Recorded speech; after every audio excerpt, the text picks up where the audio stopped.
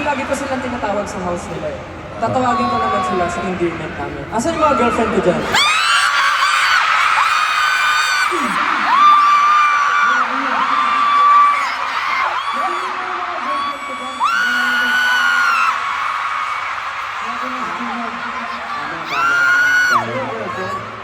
Swerte nila, no? Kasi tinawag ko yung girlfriend eh. Asan yung mga boyfriend ko dyan?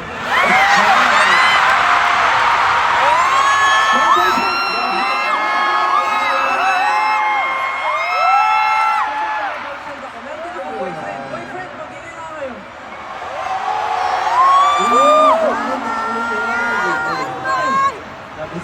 Siyempre natawag ka na, di ba? Go.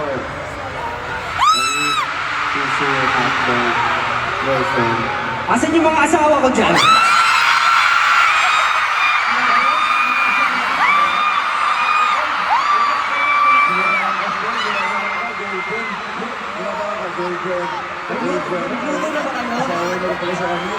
Nagluto na ba kayo?